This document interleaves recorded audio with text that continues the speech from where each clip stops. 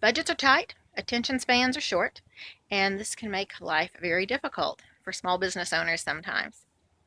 The good news is there are things that you can do. Sometimes you have to make some really tough decisions about where you're spending your money, but there are things you can do to cut back on your funds and increase your results.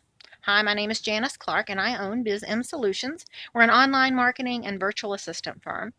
I got a call from a very good client and a dear friend of mine this morning, and she was just sharing with me that times have been a little difficult recently. She's lost a few clients who have sold their businesses, and one retired, and a few other things have happened. People just didn't have the funds to pay her what they had once been paying her. And so, because this has happened, she's having to make some tough decisions in her business about where to cut back and how to cut back. And she said, I really don't want to cut back on your services. She says, I loved working with you. You guys have done a great job, but I just don't know what to do. And she said, you've been so helpful in the past. I was hoping you could help me out one more time, and we could sit down and discuss this. And so we did.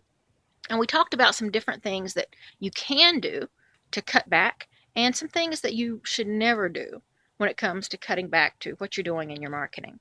It's really tempting for small business owners who are making less and when things aren't going quite as well to say, well, I'm just going to stop doing marketing for a while. I'll keep running my business, I'll keep selling, but I'm just going to stop the marketing. And you really can't do that. In this day and age, you become very quickly out of sight, out of mind.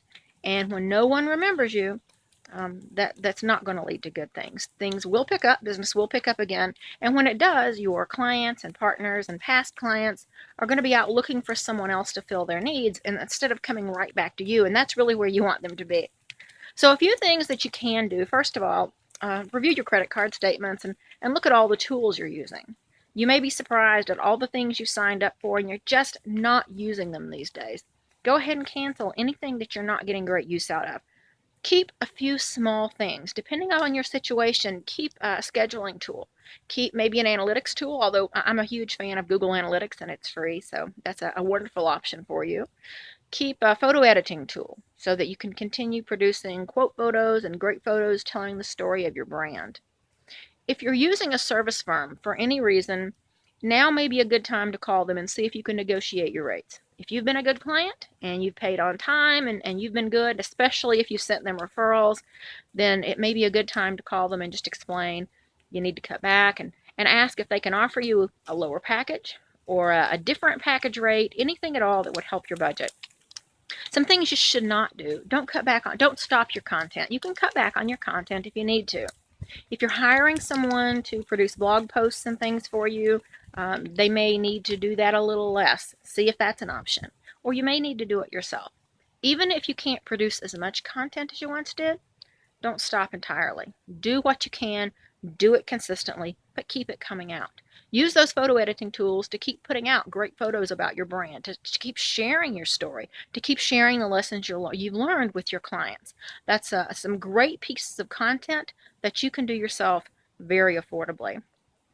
Another thing you can do is if you have to cut back in other places, maybe you've had to cut back in your paid advertising, pay-per-clicks, or Facebook ads. I'm a huge advocate for both, but again, sometimes you have to make some tough decisions about where you're going to spend your money.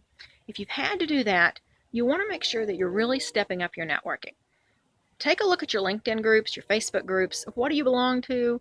Which groups are going to be the most beneficial? And then make sure you spend a little time in them each week, networking, talking to people, building relationships.